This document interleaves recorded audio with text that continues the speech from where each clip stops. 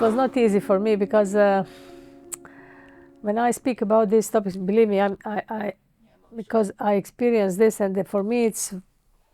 But this is needed. I was running to shelter. It was in 1991. Okay, we forgot everything. We never mentioned war in my family. Now, when the war started in Ukraine, when we started watching these scenes in TV, it was like nightmare. So my daughter was 8 years at that time, and the two of us hiding in the cellar of the house. Bombs were.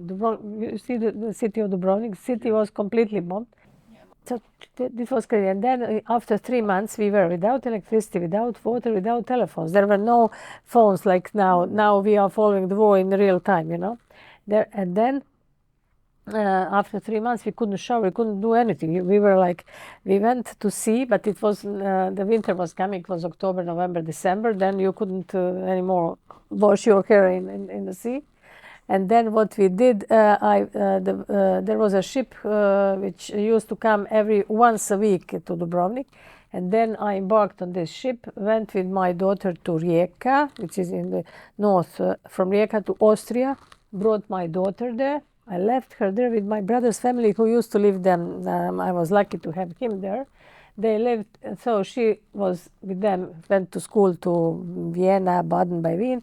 And I went back because my husband was in Dubrovnik and the other parts of my family. So I went, and then war ended in a year time. This was for us good for Dubrovnik.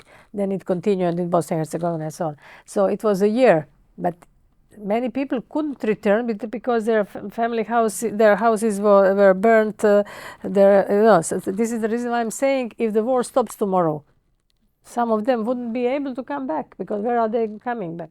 Some will not. So this is the reason why we have to, I'm not talking about long term, but mid term we have to think about this.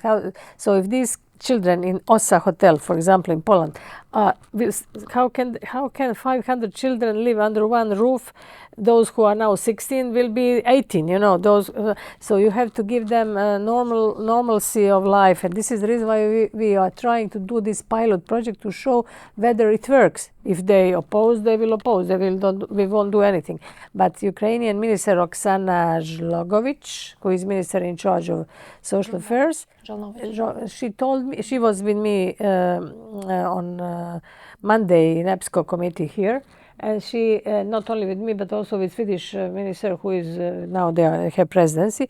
So we are working on this together, and we won't do anything against Ukrainian will, but they see that this is the moment to reform their law, your law, to show that they are on European path. So this is the moment when we can say that every cloud has a silver lining, just to let you know what's going on. We are not forcing anything, but this is a chance, it's opportunity. So we have to anticipate what is going to happen, but it's hard to explain.